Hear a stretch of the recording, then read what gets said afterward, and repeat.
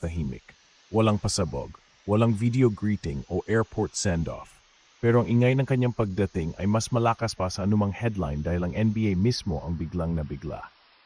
Kevin Quiambao, ang once UAP MVP, ang Gilas Pilipinas product, ang Pinoy forward na akala ng marami ay mananatili lamang sa Asian circuit, ay lumapag na sa Sacramento, California.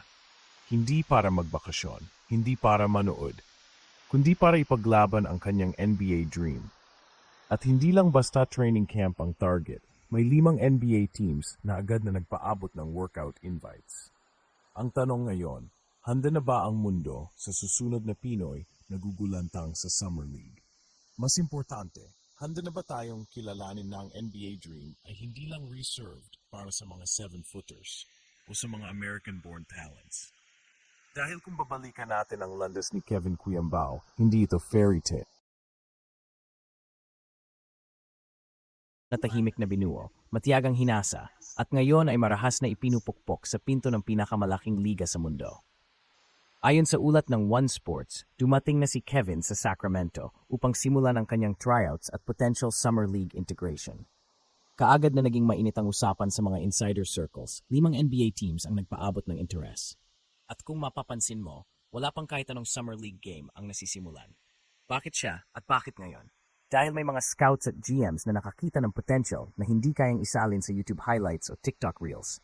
Ang tanong ng mga seryosong basketball minds ay simple, is Kevin Quiambao NBA ready in the next 18 months? At ang sagot? Nagsisimula ng malinawan. Hindi lang UAAP MVP si Kevin. Siya rin ay nagpakitang gilas sa Korean Basketball League KBL kung saan naging starter siya ng Goyang Sono Skygunners. Doon, hindi siya role player. Siya ang initiator, ang decision maker, at kahit sa pressure moments. Sa 23 laro, nag-average siya ng 16.9 points, 6.3 rebounds, 3.9 assists at 1.3 steals. Pero higit sa stats, ang pinaka-impressive, ang basketball IQ at ang kanyang read and react style. Hindi siya flashy pero lethal. Hindi siya dunk highlight machine pero elite sa rotation reads. At para sa NBA na patuloy ng lumalayo sa one-dimensional talents, si Kevin ay gold. At hindi rin siya nag-iisa sa Amerika. Ayon sa ulat, Jimmy Alapag ang dating Gilas captain at ngayon ay assistant coach ng Sacramento Kings ay nagbibigay ng mentorship at possibly connection kay Kevin. This isn't just a casual visit.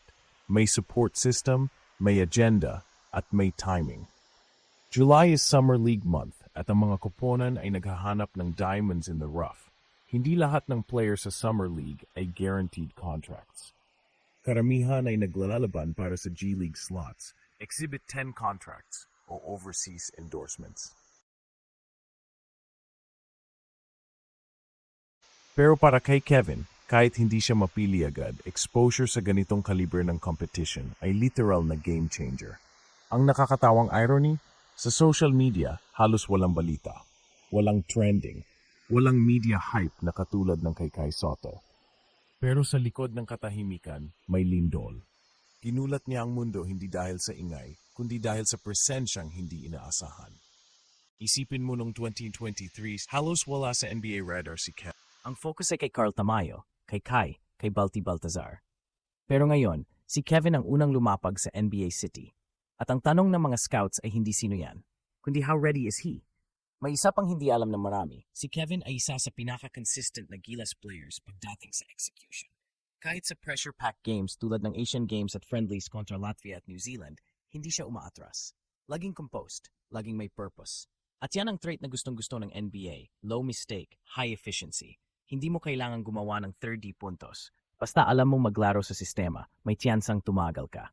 Kung tutuusin, ang paglapag ni Kevin sa Sacramento ay hindi lang tungkol sa kanya. Ito ay panibagong bugso ng Filipino breakthrough sa NBA circuit.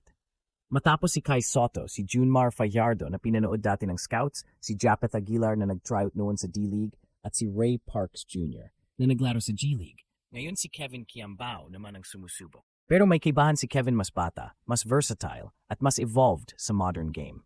Imagine a 6'8 forward na marunong mag-setup ng play, kayang mag-switch sa 1-4 at may sariling shooting touch. May katawan na pang Europe, galaw na pang NCAA, at utak na pang NBA system. Kung makakatanggap man siya ng contract kahit short-term o G-League pathway, magsisimula na ang narrative, is he the next Filipino to actually suit up for an NBA team? Pero tandaan kahit hindi pa siya makapasok ngayon, ang mismong fact na inimbita siya ng 5 teams ay isang patunay na ang respeto sa Pinoy basketball ay lumalalim. At si Kevin Kiambao ang testamento sa ideyang hindi mo kailangang magpa-hype para mapansin. Kailangan mo lang mag-perform at hintayin mong sila ang lumapit. Hindi ito overnight miracle. Ito ay resulta ng taon ng disiplina, pagsisikap at tahimik na paghahanda. Sa Gilas, sinanay siyang maglaro ng pang-mature. Sa Korea, hinasa siya sa pro-level intensity. Sa Sacramento, doon niya gugulatin ang mundo. At kung may tanong ka kung ano ang susunod, ito lang ang sagot. Kevin is just getting started. Hindi pa ito NBA debut. Hindi pa ito guaranteed contract. Pero ito ang tinatawag nating door-opening moment. At minsan, isang pinto lang ang kailangan para bumaha ang oportunidad. Habang ang karamihan ay nakatingin sa headlines ng ibang bansa, tayong mga Pinoy ay muling pinapaalalahanan. Ang talento ng Pilipinas ay hindi lang pang SCA Games, pang global ito. At sa katahimikan ng kanyang flight patungong Sacramento, may kasamang dagundong. Kevin Kiambao is not just arriving, he is ready to shake the system. Tahimik ang kanyang pagdating, pero ang epekto ay parang pagsabog. Dumating na sa Sacramento si Kevin Kiambao para simulan ang kanyang pagsabak sa NBA Summer League workouts.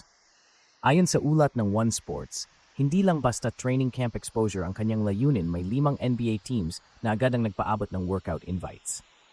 Galing sa UAAP at Gilas, Pilipinas, si Kevin ay dumiretso sa Korea kung saan namayagpag siya bilang starter ng Goyang Sono Sky Gunners bago nagtuloy-tuloy sa landas patungong NBA. Ang kanyang performance at maturity bilang player ang dahilan kung bakit biglang umingay ang kanyang pangalan sa mga scouting circles. Hindi flashy pero matalino. Hindi dunker, pero decisive.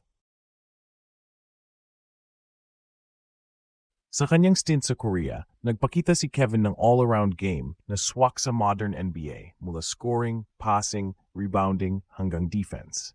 Ang mga scouts ay mas interesado ngayon sa players na kayang magbasa ng laro, maglaro sa sistema, at mag-adjust sa spacing ng NBA. At doon pumapasa si Kevin. Bukod pa rito, may access siya sa mentorship ni Jimmy Alapag, assistant coach ng Sacramento Kings at isang Gilas legend, isa pang senyales na may sistema at suporta sa kanyang paligid. Hindi lang ito personal journey. Ito ay breakthrough para sa buong Filipino basketball scene. Sa mga nakaraang taon, sanay na tayong si Kai Soto ang mukha ng Pinoy NBA Dream. Pero ngayon, isang tahimik na worker ang pumutok si Kevin.